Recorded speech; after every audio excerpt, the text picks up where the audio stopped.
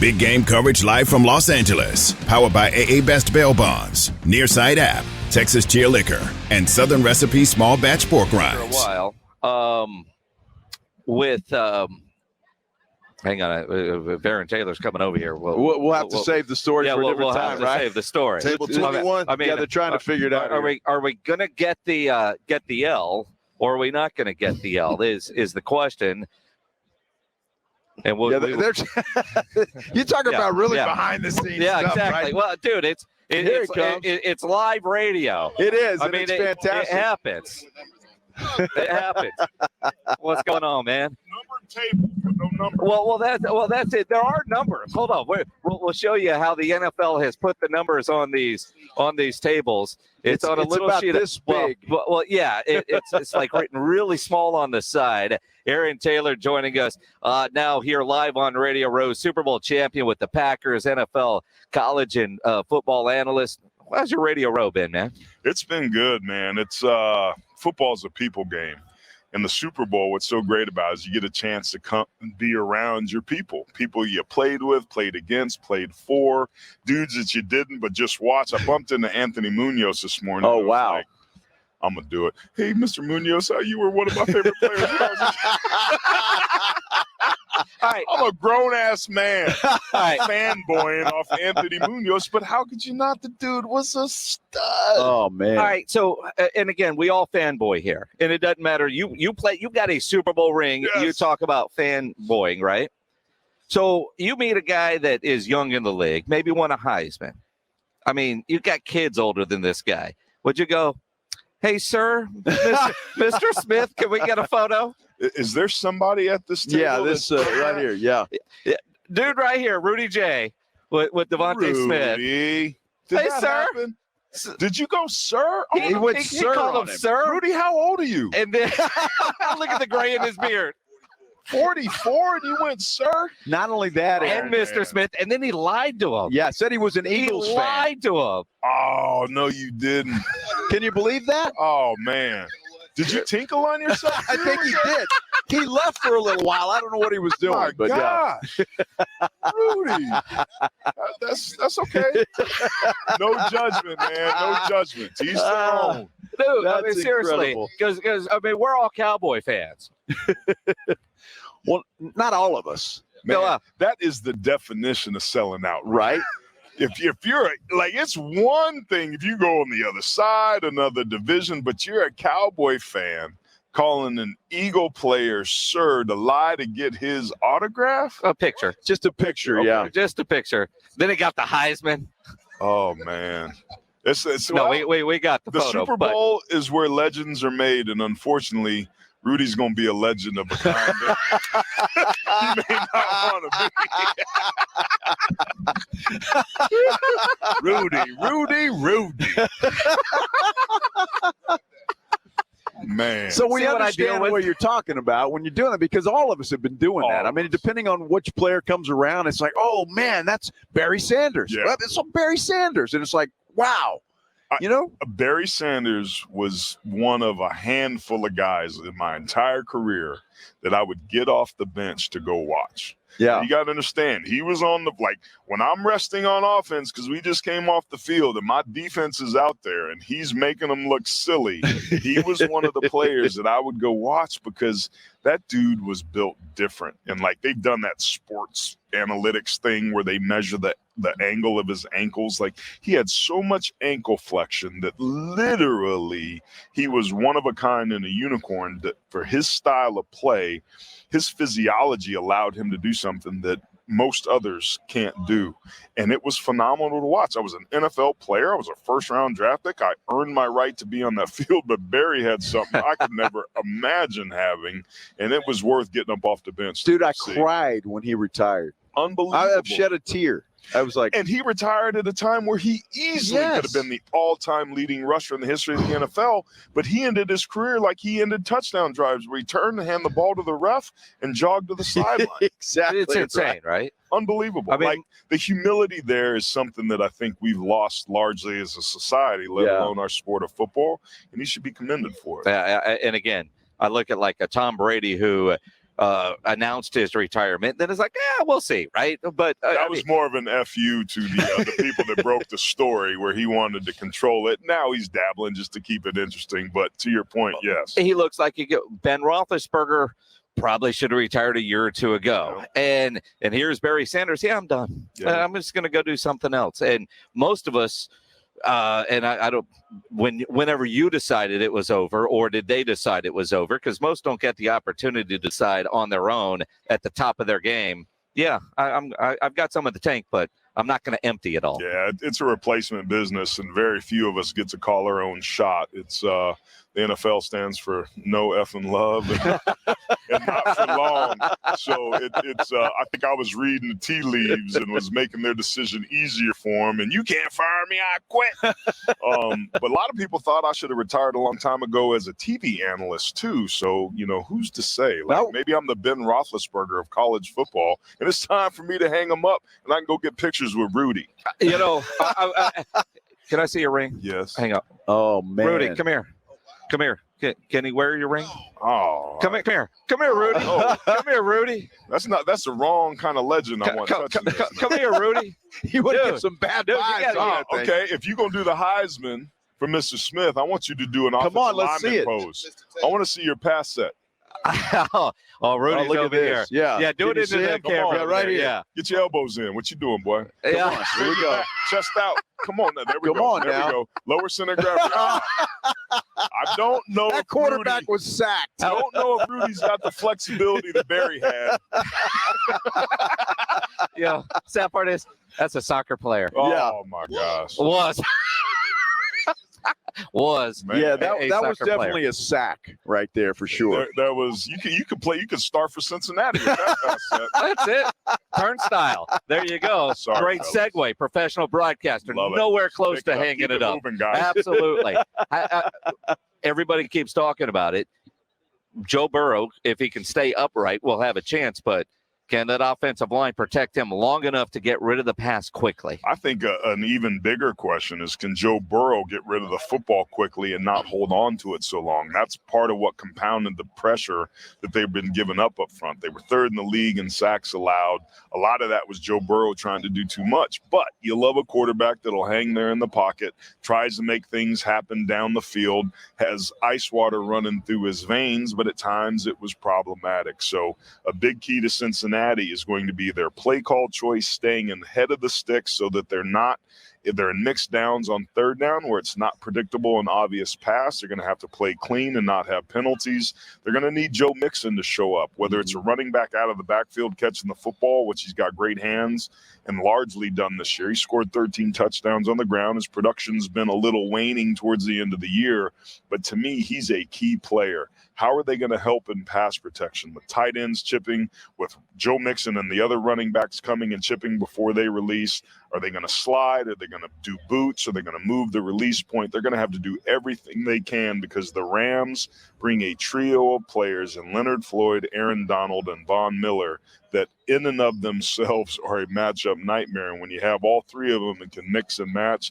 makes it really hard from a scheme standpoint to call protections where you feel sound that your guys are going to hold up. You notice I caught that. I don't know if anybody caught that. It was spoken like a true offensive lineman, right? The quarterback's holding the ball too long. Yeah, throw the damn ball, Joe. Quarterback's holding the ball what do you too long, expect right? an offensive lineman to say? So I'm wondering, did you guys used to talk about that? I wish you'd get rid of the damn ball. Oh, there's no question. Jim Harbaugh famously would hold on to the ball too long when he was in San Diego the year after I left, and Kevin Gogan, in no uncertain terms, told him that he should get rid of the football. Jim Harbaugh shared with Kevin that he was unappreciative of what he said, using some expletives. So the game ends. They go into the locker room. Jim famously goes up to Gogan and says, "Hey, man, that wasn't cool out there. I'm trying to do my best. We can't be bickering." And Gogs was a street fighter, man. He was cut from a different cloth. And he says, it's all cool and everything when we got our pads on, we're out on the field in front of the fans and people are separating us. But how about I follow you out to your car and beat the blank out of you in front of your family? How about that? Because nobody's going to be able to separate us then. So that's what I thought. Throw the damn ball. So, yeah, offensive linemen, we don't like quarterbacks. Yeah. Nasty. Don't throw the ball. That was the moral of that story. Nasty, right? Yep. All right, but when you hear people bitch about offensive line play, right? Do you take offense to it, or do you say, okay, this is like I talk about this on the show. I can talk about a lot of positions. I can't grade offensive linemen on what they're doing. Just watching the game, play in and play out. I mean, you can see when some guy gets beat, and it looks pretty obvious. But outside of that, that's a lot of times hard to tell and grade what an offensive lineman is doing. I'm telling you what. I played this position my whole life. I created a college football award where we evaluate it. There are lots of times, like 30-40% of the time, that if I don't know what the protection was and definitively who was supposed to do what, can't grade it either, because I don't know what a guy does. He may look bad late on a play on a guy that he's fallen off of, but that may not be his guy. He may just be trying to help out because somebody else busted. It's really hard to evaluate it. And I think sometimes fans watch TV and they look at PFF grades, which are atrocious. Their analysis and stats and data are beautiful, but nobody respects their grades within the sport of football because they don't know a lot of times what offensive linemen and other players are asked to do. You have to look at it with a critical eye. Scouting is about what guys can do and what they can't do and being able to project what they might be able to do. But when you're watching football at home as a fan and you're trying to evaluate our position, understand that you've got a general sense of maybe 60% of understanding about what's supposed to take place, what went wrong, who it ultimately is on. When it's obvious and somebody gets beat inside because they overreach or get beat underneath, blah, blah, blah, blah, blah, then yeah, but there's some nuances to the sport at all positions. The quarterback on an interception, that could be the receiver that rounded off his route, right? It could be a sack. It could be the fact that a back free released when the safety came down to the box and came in the B gap and nobody picked him up when he should have stayed and filled. Football is chess, and I think sometimes as fans we watch it through checkered eyes, and I think it clouds our understanding of what's really taking place. Well, it's really easy for us to look at a play and say, hey, well, that offensive lineman got beat and the quarterback got sacked and it was his fault. So, I mean, that's just, I guess, the nature of the beast. As mentioned, we Dallas Cowboys, we cover them quite often, and they led the league in penalties this year. And obviously down the stretch, they had a lot of holding penalties that ruined a lot of good plays. I've heard it said that there's holding on every play. Is that true? Well, I'm of the ilk that if you're not holding, you're not trying. You just don't care. Yes, but there's things that you can do to put yourself in position where you don't need to hold as egregiously as not. I came from the school where you had knuckles up so that you had your palms so that you could put pressure on the defender. A lot of guys go thumbs up, and what that does is it invites the claws. You're fine, you're in here, but them dudes are creatures on the other side of the line of scrimmage, and when they start to disengage from your frame and shed you, now all of a sudden your reaction is to hold on, and you impede. The referee sees that little movement, a jerk, even though they come free, and that's enough to get the flag.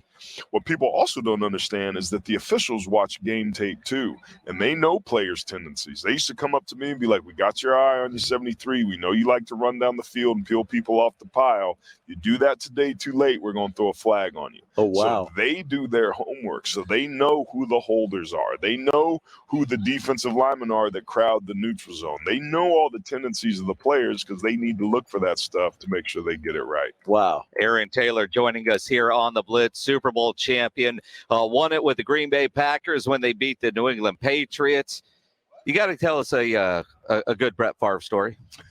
Man, this is a family show with us? This is here after 11 Eastern? Dude, it's 6:23. It is live right now in San Antonio, Texas. Oh, man. Can you clean it up? Yeah, I'll try. I'll say this. We're smart. We can fill in the gaps. I'll say, well,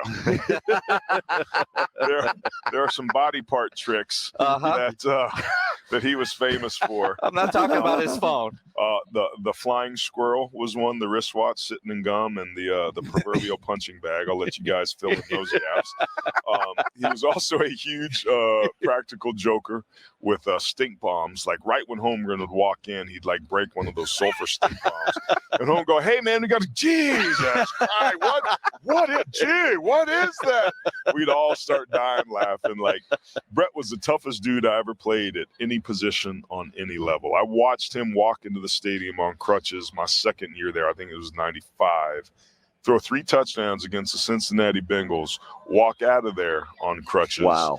His ability to play with pain was unparalleled. He was a football player.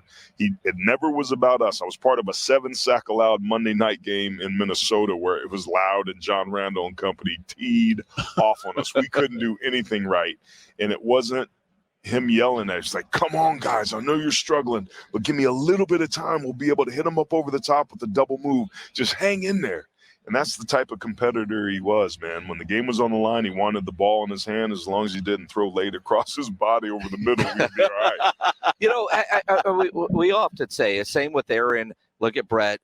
The Packers with those 2 great quarterbacks, don't you feel like they should have had more than 2 Super Bowls? And, you know, with Brett, one of the things that made him great was his ability to throw risky, but that also cost him a lot of INTs. Yeah, that wasn't the problem in Super Bowl 32 when we scored 28 points and lost. It was our defensive front 7 that couldn't stop Terrell Davis in the run game. So, like, I know all too well what goes into it. You look at the Packers this year and the damn special teams that flopped there at the end. Like, you can always point to something. It's never definitive, usually, that it's one thing. Even if it's a field goal that gets missed that looks obvious, there's some third down conversions that should have been made, but somebody made a mistake that didn't happen and you had to punt the ball away.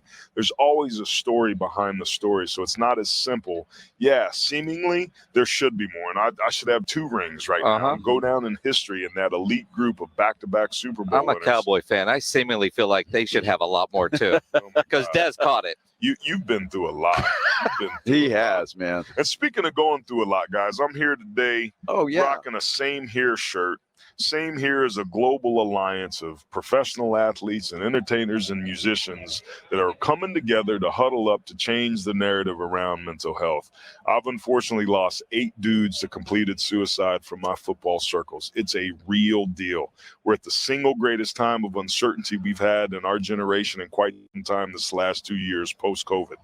Everybody has been affected and been through it. I've held my son as he's cried himself to sleep because he can't go to practice and can't go to school. Businesses that have shut down, divorces, people that have gotten sick and died. We've all gone through it. So mental health isn't binary. It's not you're sick or not.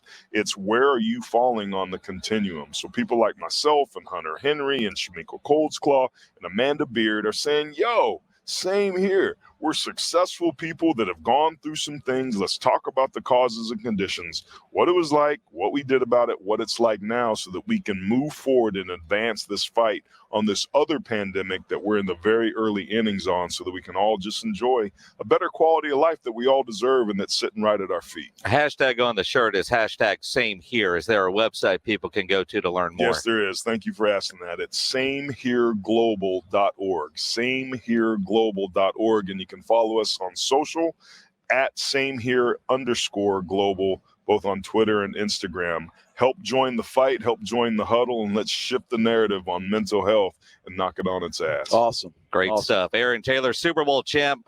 See him on CBS, Analyst there. You got all kinds of stuff going on, man. And go give Rudy a bunch of crap on your way out. Rudy's already been through a lot. So have you as a Cowboys fan. So I have. It's time for me to peace out. There you go.